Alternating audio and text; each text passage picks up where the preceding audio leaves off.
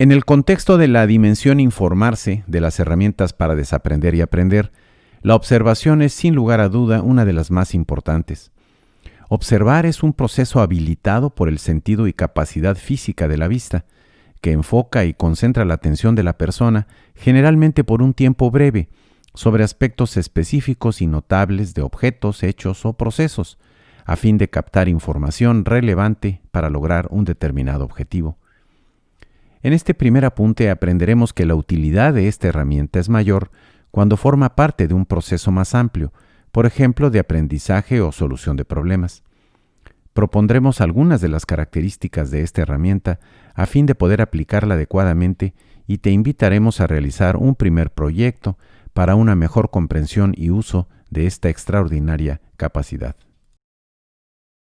La palabra observar viene del latín observare y está compuesta de los vocablos ob, que quiere decir delante de, antes, y servare, que significa mirar o proteger.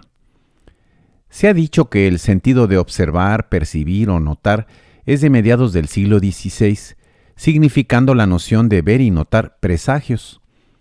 A través del tiempo se han incorporado a la palabra diversas acepciones, como por ejemplo, ver con atención y concentración, cumplir, conformar la propia acción o práctica a algo, celebrar, guardar o solemnizar de una manera habitual o aceptada, hacer un comentario sobre un hecho o un evento. Mientras los ojos permanecen abiertos, la capacidad de ver se mantiene activa, lo que implica que habrá, estando o no conscientes de ello, un flujo continuo de información hacia nosotros de todo lo que la vista puede abarcar.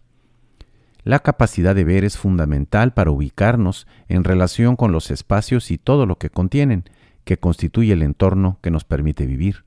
Es, además, la plataforma indispensable de la observación. La importancia del sentido de la vista y en particular de la capacidad de observar se refleja en la cantidad de vocablos asociados a la idea de ver y observar, como puede apreciarse en esta nube. Varias de las acepciones no tienen relación directa con la capacidad física de ver, lo cual es un testimonio cultural de la extraordinaria importancia de la vista y de las posibilidades de la observación. Quizás el mayor secreto profesional de Sherlock Holmes, la figura mítica del investigador privado creada por el escocés Arthur Conan Doyle, era su dominio perfecto de la observación, y especialmente de los pequeños cambios y detalles que sustentaban su impecable razonamiento lógico. El cerebro humano percibe, entiende e interpreta de varias maneras. Una de ellas es a través de la formación de patrones, es decir, ideas, procesos o conductas que se repiten a partir de un modelo, creando lo que en principio llamamos normalidad. En este contexto, una de las fuentes más importantes para provocar la atención es precisamente cuando ocurre un cambio en la normalidad, generalmente una excepción o diferencia menor, pero notable, y con frecuencia súbita e inesperada. El surgimiento y sobre todo la percepción de esta diferencia o cambio en la normalidad es uno de los factores principales en la activación del proceso de observación. A partir de la diferencia que no coincide con el patrón o condición repetitiva, podemos identificar tres circunstancias que ponen en marcha un proceso de observación. Puede iniciarse un proceso de observación como una actividad deliberada y estructurada, de búsqueda de información que pudiera estar relacionada, por ejemplo, con la necesidad de confirmar hipótesis o incidir en cambios en situaciones y procesos. Esta modalidad es una de las principales en el ámbito de la investigación científica y tecnológica. Puede también iniciarse un proceso de observación de una manera incidental, igualmente como parte de un proceso deliberado de búsqueda de información en el que surge un hecho o un dato que en principio marca una diferencia, posiblemente menor o marginal al principio, pero que, sin embargo, se vuelve materia de observación por las implicaciones que pudiera tener para el proceso más amplio que se está llevando a cabo. Esta es otra de las rutas utilizadas normalmente en procesos de investigación, incluyendo desde luego la experimentación. Finalmente, un proceso de observación puede surgir de manera accidental, totalmente imprevista, sin que haya de por medio ninguna búsqueda deliberada de información. Es la sensación de que algo nos cayó del techo y camina sobre nuestros hombros, por ejemplo. Es también la leyenda de la manzana cayendo sobre la cabeza de Isaac Newton, el gran matemático y astrónomo británico del siglo XVII, que lo motivó para llegar al descubrimiento de la ley de la gravitación universal. Innumerables ejemplos de invención, creación de conocimiento y soluciones tecnológicas demuestran la extraordinaria importancia de la observación incidental y accidental. Decía el poeta y pintor John Ruskin: lo más grande que un alma humana hace en este mundo es ver algo y luego decir lo que vio de una manera directa y sencilla. Cientos de gentes pueden hablar por cada uno que puede pensar, pero miles pueden pensar por uno que puede ver. Sobre estas ideas, algunas de las principales características de la observación son las siguientes. Ya sea de manera accidental o deliberada, la observación es un proceso que comprende un conjunto de acciones ejecutadas en cierto orden o arreglo para lograr determinados objetivos. Algunas de estas acciones tienen que ver con el objeto que se quiere observar, otras con el propósito y algunas más con el método de hacerlo y los medios para expresarlo. Momentáneo o prolongado, el tiempo de observar requiere de la atención y concentración del observador. La primera para voltear y detectar, por ejemplo, un cambio en la normalidad, y la segunda para mantener la atención sin distracciones. Ambas, atención y concentración, suelen ser recursos escasos o cuando menos efímeros.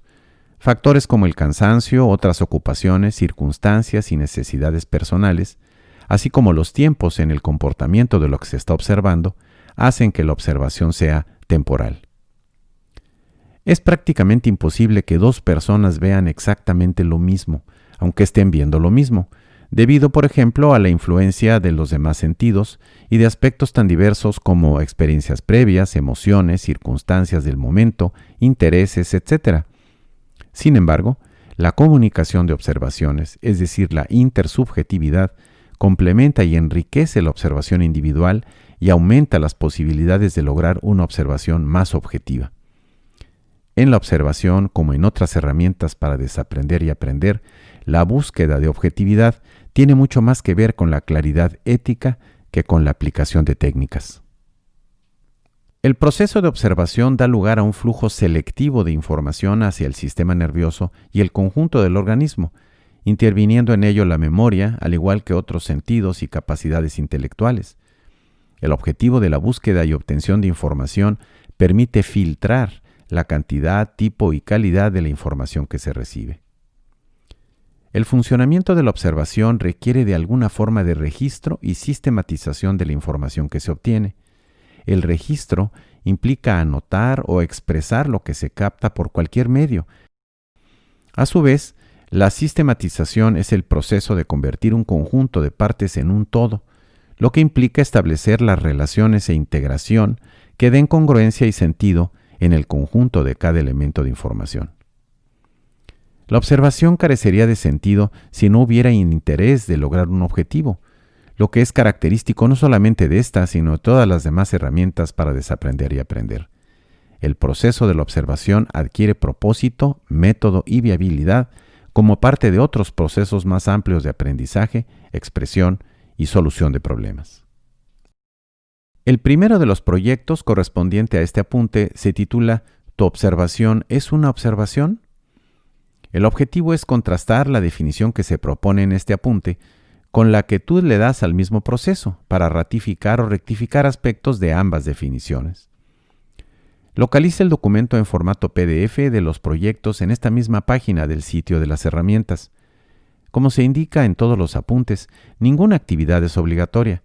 La idea principal es que practiques lo que vas aprendiendo, no solo trabajando en los proyectos sugeridos, sino construyendo otros que utilicen, además de esta, otras herramientas.